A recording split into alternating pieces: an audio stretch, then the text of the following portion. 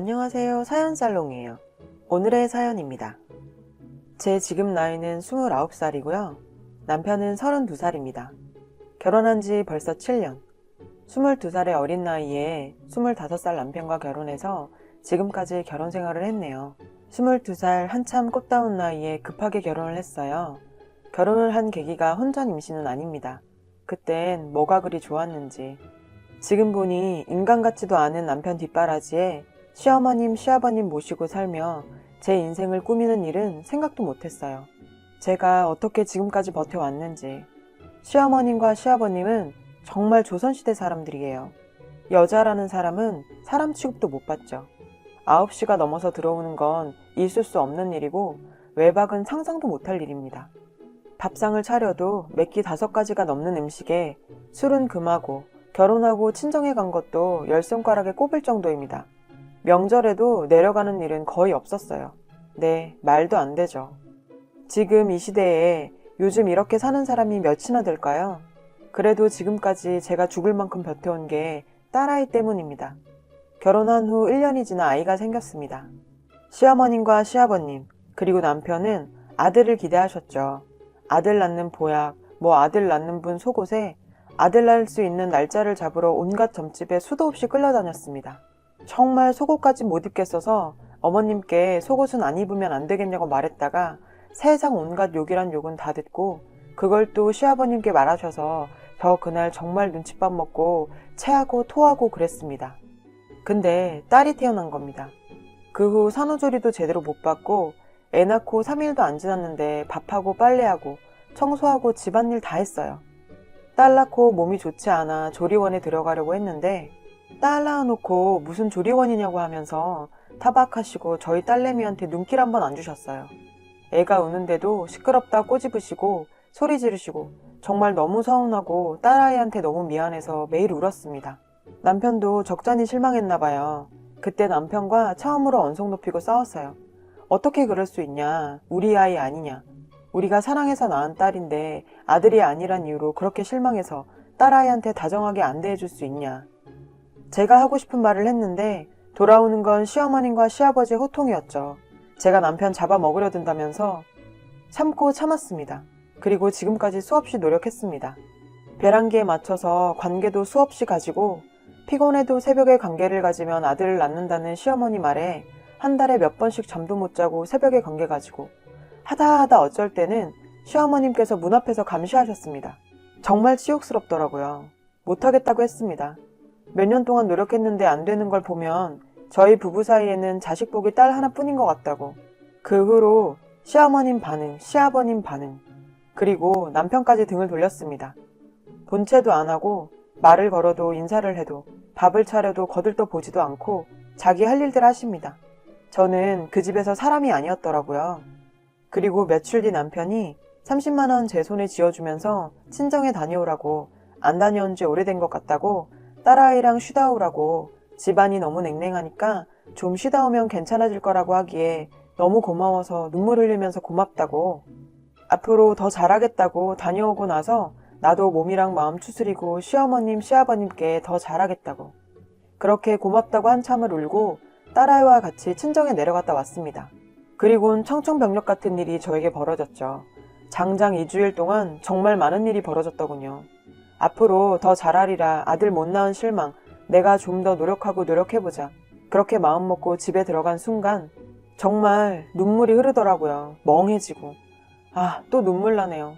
멍청하게 진짜 아무 말 할 수가 없었습니다.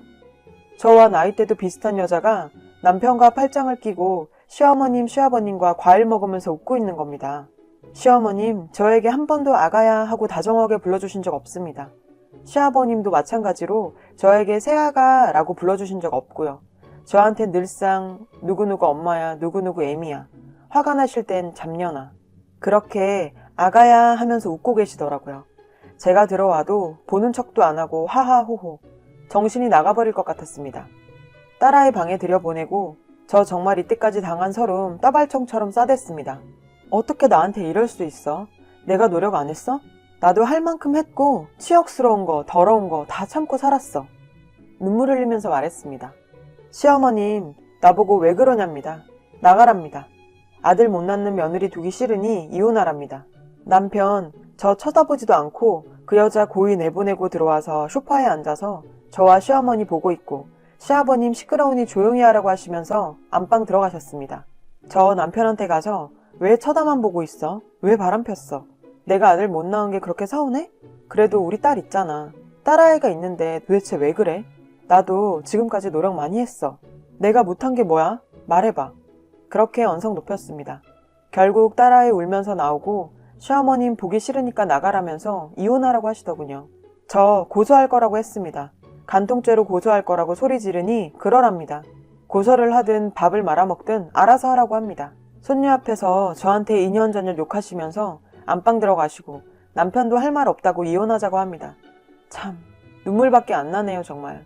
우리 딸 앞에서 어떻게 그러냐고 했더니 자기는 딸보다 아들을 원한다는군요. 그러면서 저 29살 먹어서 이제 늦었다고, 애 갖고 싶어도 못 가질 거라고 온갖 악담을 다 하더라고요. 그 와중에도 29살이 뭐가 늙었냐고 내가 더 노력한다고 무릎 꿇었습니다. 저 이혼당한 거 알면 저희 친정어머님 쓰러진다고 무릎 꿇고 울고불고 손까지 싹싹 빌었습니다. 제발 그러지 말라고, 내가 더 노력한다고, 시어머님 하라는 대로 다 하겠다고, 앞으로 정말 더 노력하겠다고 그랬습니다. 매몰차게 나가더군요. 그렇게 정신없이 몇 시간이 흐르고 저 울다 지쳐 딸아이 데리고 친정집 왔습니다. 저희 엄마 무슨 일이냐고 물어봐도 대답도 안 하고 방에 틀어박혀 며칠을 어떻게 보냈는지 모르겠습니다. 너무 막막하고 답답해 이렇게 글을 올리고 있네요. 복수하고 싶고 고소란 것도 하고 싶어요. 하지만 저 법에 대해 아무것도 모릅니다. 정말 저한테 일어난 이 일 모두 믿기지 않아요. 정말 죽고 싶네요. 진짜 딸아이 보면 이제 아빠 없는 애로 키우겠구나 하고 눈물만 나고, 울지 말라고 고사리 같은 손으로 눈물 닦아주는 우리 딸 보니까 더 서럽네요. 일어서야죠. 저 보란듯이 당당하게 살아야죠. 이제부터가 시작입니다. 저 소송 들어갈 겁니다. 전 그 일이 있었던 직후부터 언니와 함께 변호사를 알아보러 다녔습니다. 다행히도 언니 지인이 법 쪽에 일하시는 분 소개하셔서 도움받고 좋은 변호사 알려주시길래 찾아가서 이때까지 제가 당했던 서름, 7년간 당했던 수모 하나도 빼놓지 않고 말씀드렸습니다. 그 전날 남편과 시어머님과 통화했던 녹음도 들려드렸고요. 그런데 이 증거 가지고는 부족하다네요. 당장 증거 수집 들어갔습니다. 시댁 찾아갔습니다. 저와 제 딸내미 데리고 녹음기 주머니에 넣고 찾아갔습니다. 막상 집 앞으로 가니 그냥 떨리고 무섭더라고요. 언니가 챙겨준 청심환 하나를 먹고 마음 다잡았어요. 혹시나 하는 마음에 집 전화로 전화했는데 집이 비었는지 전화를 받지 않더라고요. 이때다 싶어 딸내미 손 꼭 붙잡고 집 비밀번호를 누르고 들어갔습니다. 정말 다행히 아무도 없더라고요. 빨래통 가서 남편이 입었던 속옷 있는 대로 다 봉지에 쌌습니다. 그 여자 속옷도 있길래 전부 다 봉지에 싸서 가방에 넣으려고 했는데 혹시나 뺏길까봐 위층에 올라가서 소화기관에 숨겨놓고 소파에 앉아서 시어머님, 시아버님 그리고 그 여자 기다렸습니다. 7시 30분쯤? 8시 다 돼가는 시간에 시어머님, 시아버님 그리고 그 여자 남편 같이 다정히 넷이서 들어오더군요. 고기 냄새 풍기면서 말입니다.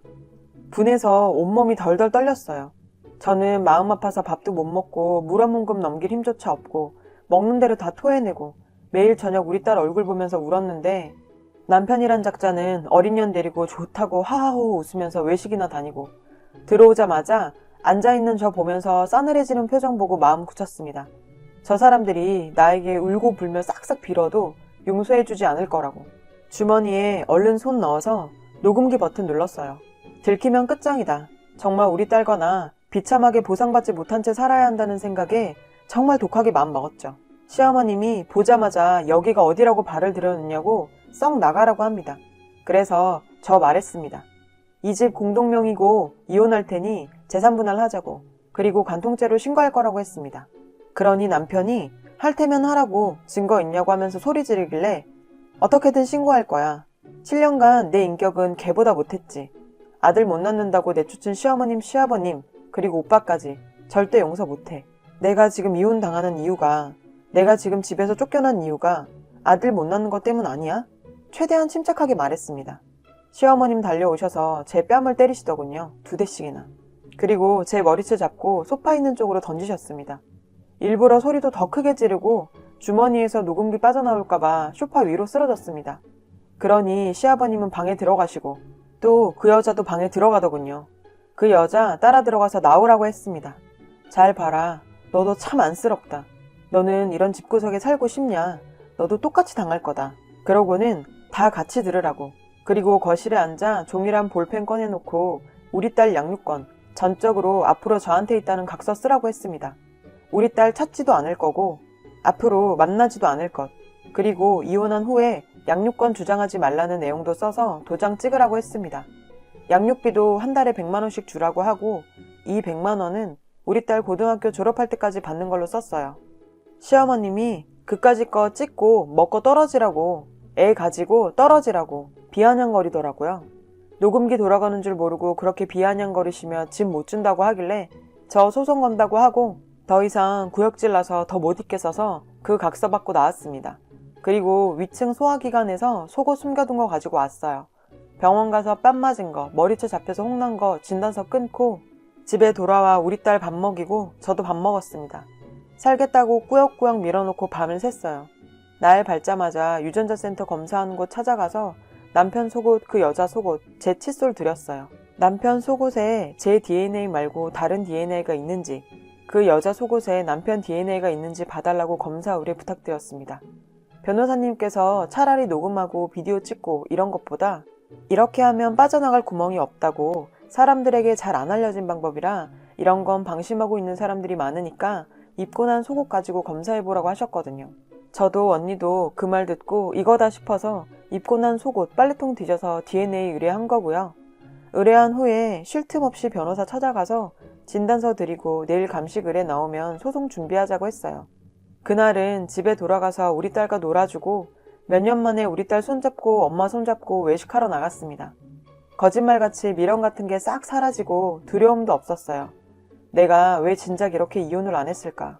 딸에게 아빠라는 존재보단 자유와 웃음이 더 필요하단 걸 왜 이제야 알았을까 후회하면서 그날 마음껏 웃고 마음껏 먹고 마음껏 즐기고 오랜만에 찾아온 평화에 눈물도 나고 그렇게 엄마와 딸내미와 함께 잤어요. 그리고 그 다음날 DNA 감식한다고 문자를 보냈습니다. 남편에게 전화가 시도 때도 없이 울리더군요. 시어머님, 시어머님, 그리고 남편 번갈아가며 전화가 오고 그걸 보고 있으면 저도 미쳐버릴 것 같아 핸드폰 배터리 빼버렸어요. 그리고 DNA 검사 의뢰한 기관 찾아가서 결과 받으러 갔습니다. 다행히 그 여자 속옷에서 남편 정액이 발견됐다고 하더라고요. 그 팬티에만 묻어있었다고 결과 받았어요. 집에 갈까 하다가 시어머니 찾아와서 서류를 뺏어갈까 하는 두려움에 바로 변호사님 찾아가서 서류 드리고 소송 준비 빠른 시일 내에 부탁드린다고 했습니다. 그리고 집에 가서 밥 먹고 씻고 언니와 형부께 결과 말씀드리고 모두 잠자리에 누울 무렵 문을 사정없이 내리치는 소리에 깜짝 놀라 인터폰을 봤는데 시어머님과 남편, 예상은 하고 있었습니다. 갑자기 속옷들이 없어졌을 뿐더러 DNA 감식한다는 문자를 보냈으니까요. 불안감에 떨게 하고 싶었어요. 내가 느낀 감정들 하나하나 다 느끼게 할 순 없어도 불안감에 떨며 죄책감이라도 들게 하고 싶었어요. 전화도 문자도 안 받으니 찾아온 거겠죠. 문 열었습니다. 당당하게. 시어머님 저 끌고 시댁으로 가려고 하더군요. 집에 가자고 우리가 미쳤었다고 하면서요. 형부랑 언니가 막아주고 할 말 있음 할 말만 하고 돌아가라고 했습니다. 계속 잘못했단 말만 되풀이 하더라고요. 자기들이 미쳤었다고 그냥 해본 거라고. 화가 나고 상대할 가치가 없다고 느껴서 그냥 쫓아냈습니다. 현관 앞에서 소리 지르고 벨 누르고 문이 부서져라 두드렸어요. 자꾸 이렇게 행패 부리면 경찰에 신고할 테니 계속 해보라고 했습니다. 이런 것도 증거라고 하니 도망가더군요. 그 다음날부터 시도 때도 없는 문자와 전화. 내일은 핸드폰 번호 바꾸러 가려고요. 소송 준비도 다 끝내고 내일 모레는 본격적으로 소송 걸 거고 증거도 이제 충분하고요. 제 마음도 편해졌고 무엇보다 딸이 할머니 할아버지랑 안 살아서 좋다면서 행복해하는 모습 보니 제가 더 행복합니다. 저는 지금 정말 세상 누구보다 행복합니다. 7년이라는 세월 동안 전 정말 나약하고 바보 같은 사람이었습니다. 당하고 또 당하면서 저를 지키라고 하지 않고 딸내미 지킨답시고 항상 찌그러져서 말도 못하고 살았어요. 모욕을 당하고 치욕을 당해도 바보같이 당하기만 할 뿐이었네요.